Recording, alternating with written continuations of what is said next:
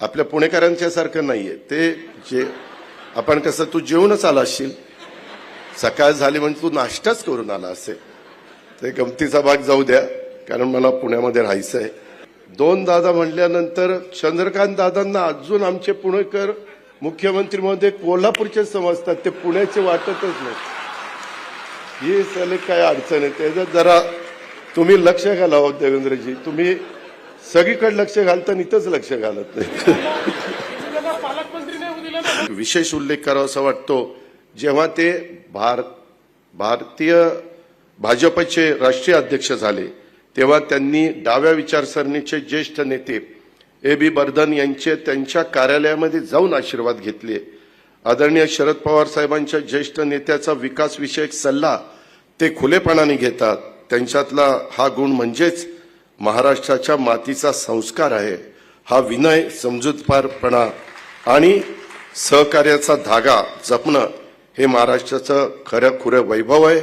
आज लोकमान्य टिळक राष्ट्रीय पुरस्कार देऊन टिळक स्मारक ट्रस्टने फक्त गडकरी साहेबांना सन्मानित केलं नाही, तर त्यांच्या माध्यमातून विकासनिष्ठ, विवेकशील आणि सर्वसमावेशक नेतृत्वाचा सन्मान ह्या ट्रस्टने केलेला आहे.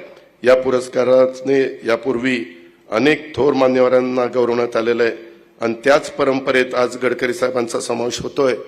हे आपल्या महाराष्ट्राच्यासाठी आणि संपूर्ण देशासाठी अतिशय अभिमानास्पद अशा प्रकारची घटना आहे. सन्माननीय गडकरी साहेब आपल्या धडाडीमुळं, नवविचारांच्यामुळं आणि ठोस कृतीमुळं महाराष्ट्राच्या कीर्तीचा सुगंध दिल्लीच्या राजकारणात देखील पसरवत आहेत. त्यांच्या या कार्याचा प्रत्येक मराठी माणसाला अभिमान आहे. मला आठवतंय सुरुवातीच्या काळामध्ये स्वर्गीय यशवंतराव चव्हाण साहेब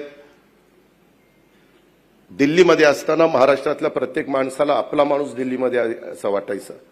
त्याच्यानंतरच्या काळामध्ये ती जबाबदारी आदरणीय पवार साहेबांनी पेलली आणि महाराष्ट्रातला कुणी माणूस गेला तर तिथं हक्काने जायचा. आणि त्याच्यानंतर ती जबाबदारी कुणी सांभाळली असेल तर ते गडकरी साहेब आहे. आणि त्याच्यामुळं कुणी महाराष्ट्रातला माणूस गेला की चला आपण गडकरी साहेबांच्याकडे जाऊ. तुम्ही अनेक खासदारांशी माझा संबंध येतो. कुठल्याही राजकीय पक्षाचा खासदार असला तर तो हक्कानी गडकरी साहेबांच्याकडनं सेंट्रल रोड फंड असेल किंवा इतर वेगवेगळ्या प्रकारची कामं असतील तर त्याच्यामध्ये जातात, त्यांच्याकडे हक्काने बसतात. त्यांच्याकडं नाश्त्याची वेळ असेल तर नाश्ता करतात, जेवणाची वेळ असेल तर जेवण करतात. म्हणजे आपल्या पुणेकरांच्या सारखं नाहीये ते. जे आपण कसं तू जेवूनच आला असशील, सकाळ झाली म्हणजे तू नाश्ताच करून आला असेल. ते गमतीचा भाग जाऊ द्या, कारण मला पुण्यामध्ये राहायचं आहे. परंतु पुणेकरांच्या सारखा हुशार माणूस देशात मिळणार नाही, जगात मिळणार नाही. एवढी पण गोष्ट आपण सगळेजण लक्षात घ्या. आणि मगाशी एक बघत होतो, निवेदिका पुण्यातल्याच आहेत का? नाही, काय झालं, दोन दादा म्हणाले. ते दोन दादा म्हणल्यानंतर चंद्रकांत दादांना अजून आमचे पुणेकर मुख्यमंत्री मध्ये कोल्हापूरचे समजतात, ते पुण्याचे वाटतच नाही. ही सलग काय अडचण आहे, त्याच्यात जरा तुम्ही लक्ष घाला हो देवेंद्रजी. तुम्ही सगळीकडे लक्ष घालता, इथंच लक्ष घालत नाही. माझ्या आधी ते पालकमंत्री होते. आता आपलं तुमच्या बरोबर यायचं ठरलं तेव्हाच तुम्ही कबूल केलं. तुझा पुण्याचा पालकमंत्री करणारे म्हणून मी आलो. आपल्या गडकरी साहेब, आपल्या कार्याला अधिक गती येवो, आपल्याला निरंतर ऊर्जा लाभो, आरोग्यपूर्ण दीर्घायुष्य लाभो, हीच आपणास सदिच्छा व्यक्त करतो.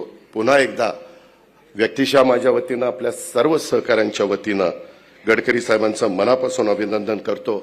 आपल्या हातून देशाची आणि महाराष्ट्राची अशीच अखंड सेवा घडो अशा सदिच्छा व्यक्त करतो आणि थांबतो. जय हिंद, जय महाराष्ट्र.